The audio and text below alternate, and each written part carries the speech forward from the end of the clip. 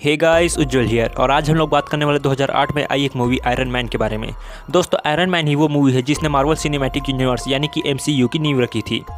इस मूवी को हम कभी नहीं भूल सकते हैं। First of all, tribute to Iron Man. और अब दोस्तों, अगर आपने मेरे चैनल को सब्सक्राइब नहीं किया तो please subscribe and press the bell icon, क्योंकि मैं ऐसे ही वीडियोस आपके लिए लाता रहता हूँ। और अगर आप मेरे अदर वीडियोस को देखना चाहते हैं तो लिंक आपको नीचे डिस्क्रिप्शन में और ऊपर आई बटन में मिल जाएगी, जहाँ से आप उन्हें देख सकते हैं। दोस्तों, कहानी की शुरुआत अफगानिस्तान के कुनार प्रांत में होती है, जहां हम देखते हैं कि 3 US मिलिट्री गाड़ियां अपने बेस पर जा रही होती हैं। ये लोग एक बिलियनियर टोनी स्टार्क को अपने बेस पर लेकर जा रहे होते हैं। तभी एक गाड़ी ब्लास्ट हो जाती है और इन पर हमला होने लगता है। टोनी अपनी जान बचाने के लिए गाड़ी से बाहर निकलकर किसी को कॉल करने की कोशिश करता है।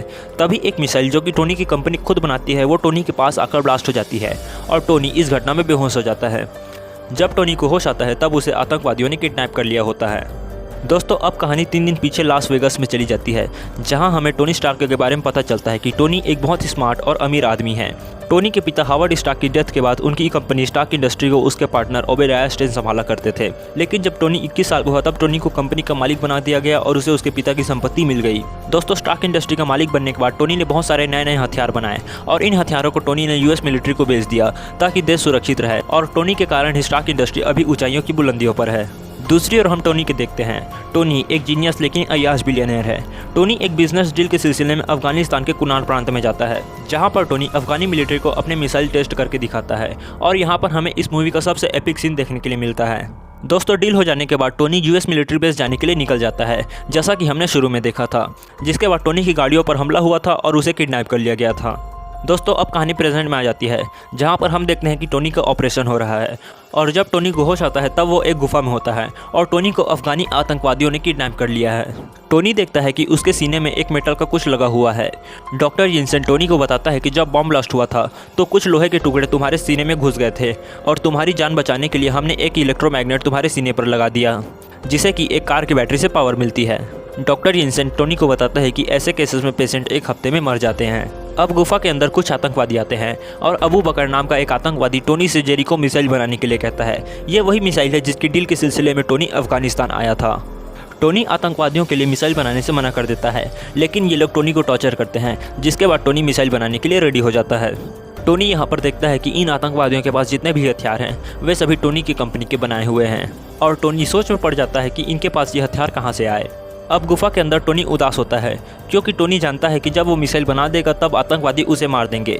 और अगर टोनी ने मिसाइल नहीं भी बनाई तो उसके सीने में जो मेटल के टुकड़े हैं उसके कारण टोनी एक हफ्ते के अंदर मर जाएगा। लेकिन डॉक्टर जिनसन टोनी को मोटिवेट करता है और अब आतंकवादी लोग टोनी को वो हर सामान मुहैया कराने लगते हैं जो कि उसे मिसाइल बनाने के लिए चाहिए।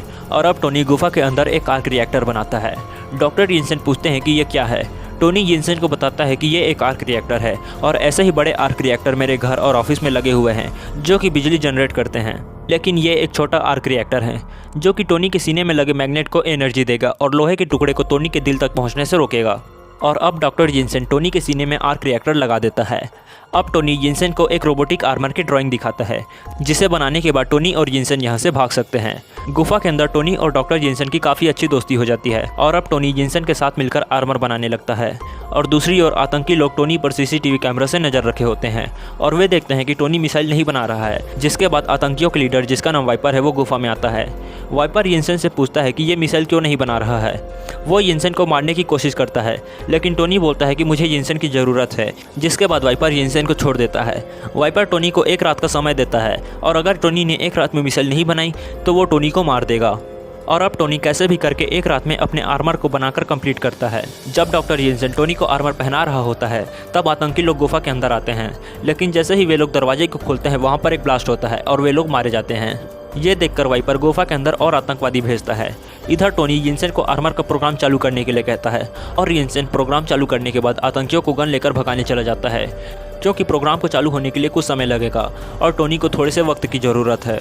प्रोग्राम चालू हो जाने के बाद टोनी अपने आर्मर के साथ बाहर निकलता है। टोनी सभी आतंकवादियों को मार देता है। टोनी देखता है कि जिनसन के सीने में गोली लगी है और जिनसन टोनी को बोलता है कि अपनी लाइफ बर्बाद मत करो, जिसके बाद जिनसन मर जाता है।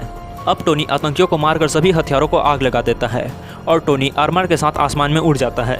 लेकिन थोड़ी दूर जाने के बाद आर्मर खराब हो जाता है और टोनी रेगिस्तान में गिरता है, जिसके कारण आर्मर तो टूट जाता है लेकिन टोनी सही सलामत होता है। और अब टोनी रेगिस्तान में भटकने लगता है। तभी यूएस मिलिट्री के हेलीकॉप्टर वहाँ पर आ जाते हैं और रोडी, जो कि यूएस मिलिट्री का एक जनरल कमांडर है और टोनी का बहुत अच्छा दोस्त है, वो टोनी को वापस अमेरिका लेकर आता है, जहाँ पर पेपर पॉट्स, जो कि टोनी की सेक्रेटरी है, वो टोनी को हॉस्पिटल जाने के लिए कहती है। लेकिन टोनी हॉस्पिटल ना जाकर तुरंत एक प्रेस कॉन्फ्रेंस बुलाता है। टोनी यहाँ पर प्रेस कॉन्फ्रेंस में ऐलान करता है कि स्टार्क इंडस्ट्री अब कोई भी हथियार नहीं बनाएगी, जिसके बाद सभी लोग हैरान हो जाते हैं और ओबेडाया टोनी को बीच में रोककर हॉस्पिटल भेज देते हैं। बाद में ओबेडाया टोनी को समझाने की कोशिश करता है कि हथियार बनाना बंद ना करे, क्योंकि ऐसा करने से स्टार्क इंडस्ट्री घाटे में चली जाएगी। अगले दिन टोनी पेपर से अपने सीने में लगा पुराना आर्क रिएक्टर निकाल कर नया लगवाता है, क्योंकि पुराना आर्क रिएक्टर खराब हो गया है। टोनी पेपर से अपने पुराने आर्क रिएक्टर को फेंक देने के लिए कहता है, लेकिन पेपर उसे रख लेती है। और अब टोनी जार्विस, जो कि एक कंप्यूटराइज्ड प्रोग्राम है, और डमी, जो कि टोनी के बनाए हुए रोबोटिक आर्म है, उनके साथ मिलकर नए आर्मर के प्रोजेक्ट पर काम करने लगता है। एक दिन जब टोनी अपने आर्मर पर काम कर रहा होता है, तब ओबेडाया टोनी से मिलने के लिए आता है।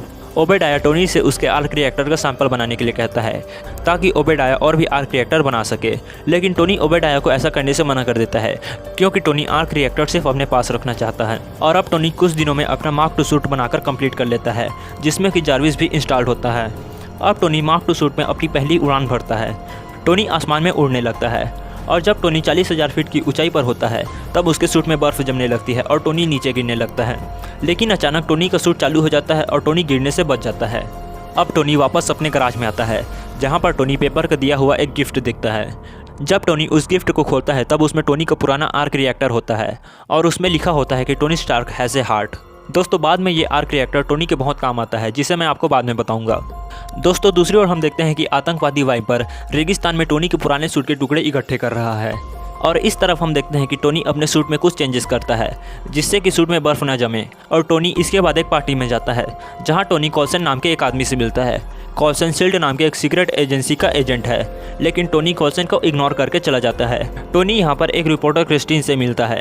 क्रिस्टीन टोनी को बताती है कि स्टार्क इंडस्ट्री गुलमीरा में अपने हथियार बेच रहे हैं, जिसके बाद टोनी ओबेडाया के पास जाता है। ओबेडाया टोनी को बताता है कि मैंने तुम्हें कंपनी से अलग कर दिया है, ताकि मैं कंपनी को डूबने से बचा सकूं। दोस्तों, अब टोनी पार्टी के बाद अपने घर में जाता है, जहां पर टोनी अपना सूट पहनकर गुलमीरा में जाता है, जहां टोनी गांव वालों को आतंकवादियों से बचाता है। टोनी यहां पर अपने सारे हथियारों को तबाह कर देता है। जब टोनी वापस जा रहा होता है, तब एक मिसाइल टोनी को लगती है और वो नीचे गिर जाता है। टोनी उस टैंकर को उड़ा देता है और हमें यहाँ पर एक और एपिक सीन देखने के लिए मिलती है। जब टोनी वापस जा रहा होता है, तब आसमान में यूएस एयरफोर्स टोनी का पीछा करने लगते हैं। रोडी टोनी को कॉल करके पूछता है कि क्या तुमने कोई जहाज भेजा है। तब टोनी रोडी को बताता है कि ये एक सूट है और मैं इसके अंदर हूँ। लेकिन इसी बीच टोनी एक जेट से टकरा जाता है और उसका पायलट नीचे गिरने लगता है। पायलट का पैराशूट नहीं खुल रहा होता है, तो टोनी उसका पैराशूट खोलकर उसकी जान बचाता है और इसके बाद रोडी जेट को वापस बुला लेता है। और अगले दिन प्रेस कॉन्फ्रेंस में रोडी इस घटना को एक ट्रेनिंग एक्सीडेंट बताता है। दोस्तों, अगले सीन में हम देखते हैं कि ओबेडाया वाइपर के पास जाता है, जहां पर ओबेडाया वाइपर को एक मशीन से पैरालाइज कर देता है और ओबेडाया वाइपर से टोनी का पहला सूट लूट कर ले जाता है। अब हम टोनी को देखते हैं। टोनी पेपर को एक खास प्रकार का पेन ड्राइव देकर बोलता है कि ये एक खास पेन ड्राइव है, जिसे ऑफिस के कंप्यूटर में लगाते ही सारे सीक्रेट्स फाइल कॉपी हो जाएंगे। टोनी पेपर को उसके ऑफिस में जाकर सारे सीक्रेट्स फाइल कॉपी करके लाने के लिए कहता है, जिसके बाद टोनी सारे हथियारों को तबाह कर देगा। पेपर टोनी के ऑफिस में जाती है, जहां उसे कुछ सीक्रेट वीडियोस मिलते हैं, जिसे देखकर पेपर समझ जाती है कि ओबेडाया ने ही टोनी को किडनैप करवाया था। तभी वहां पर ओबेडाया आ जाता है। ओबेडाया पेपर से बात करने लगता है, लेकिन जैसे ही फाइल डाउनलोड हो जाती है, पेपर ड्राइव लेकर वहां से चली जाती है। और जब ओबेडाया कंप्यूटर को चेक करता है, तो उसे पता चल जाता है कि पेपर को सब पता चल चुका है। जिसके बाद ओबेडाया अपने साइंटिस्ट के पास जाता है, लेकिन साइंटिस्ट ओबेडाया के लिए आर्क रिएक्टर नहीं बना पाए हैं। दूसरी ओर हम देखते हैं कि पेपर टोनी को कॉल करती है, लेकिन तभी ओबेडाया टोनी को पैरालाइज कर देता है। ओबेडाया टोनी के सीने से आर्क रिएक्टर निकालकर टोनी को बताता है कि उसी ने टोनी को किडनैप करवाया था, जिसके बाद ओबेडाया वहां से चला जाता है। दूसरी ओर पेपर शील्ड के एजेंट कॉल्सन के साथ मिलकर ओबेडाया को पकड़ने के लिए जाती है। पेपर रोडी से कॉल करके टोनी को देखने जाने के लिए कहती है, क्योंकि टोनी कॉल नहीं उठा रहा है। दोस्तों, दूसरी ओर हम देखते हैं कि टोनी किसी तरह सरकते हुए अपने गराज में पहुंचता है, जहां पर टोनी का पुराना आर्क रिएक्टर, जिसे पेपर ने टोनी को गिफ्ट किया था, वो रखा हुआ है। लेकिन टोनी पैरालाइज है और वो आर्क रिएक्टर तक नहीं पहुंच पाता है। लेकिन टोनी का बनाया हुआ डमी रोबोट टोनी को आर्क रिएक्टर ला कर देता है और रोडी भी टोनी के पास पहुंच जाता है। इधर दूसरी ओर ओबेडाया टोनी का आर्क रिएक्टर अपने सूट में लगाता है, जिसके बाद ओबेडाया का सूट चालू हो जाता है।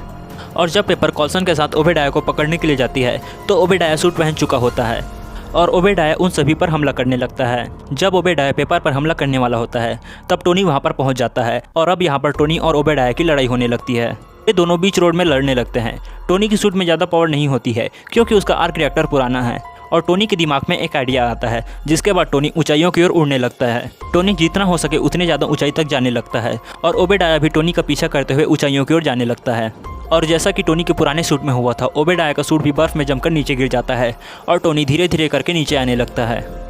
जब टोनी नीचे पहुंच जाता है तब ओबेडाया टोनी पर हमला कर देता है और टोनी पेपर से कहता है कि तुम किसी तरह से ऑफिस के आर्क रिएक्टर में गड़बड़ी कर दो, जिसके बाद पेपर ऑफिस के आर्क रिएक्टर में गड़बड़ी करके वहां से बाहर निकल जाती है। जब ओबेडाया टोनी को मारने वाला होता है तभी बड़े आर्क रिएक्टर से एनर्जी रिलीज होती है और ओबेडाया का सूट खराब हो जाता है। अगले सीन में हम देखते हैं कि टोनी सही सलामत है और ओबेडाया को जेल हो गई है और अब टोनी को एक प्रेस कॉन्फ्रेंस में जाना है, जहाँ पर टोनी प्रेस के सामने ये बोलेगा कि आयरन मैन सूट के अंदर टोनी नहीं था बल्कि कोई और था। लेकिन टोनी जब प्रेस के सामने आता है तब वो अपने सच का खुलासा करते हुए एक लेजेंडरी डायलॉग बोलता है। दोस्तों इसी के साथ ये मूवी यहाँ पर समाप्त हो जाती है। दोस्तों अगर आपको यह वीडियो पसंद आई हो तो प्लीज़ इसे लाइक कीजिए, कमेंट कीजिए, साथ ही मेरे चैनल को सब्सक्राइब करके बेल आइकन को दबा दीजिए।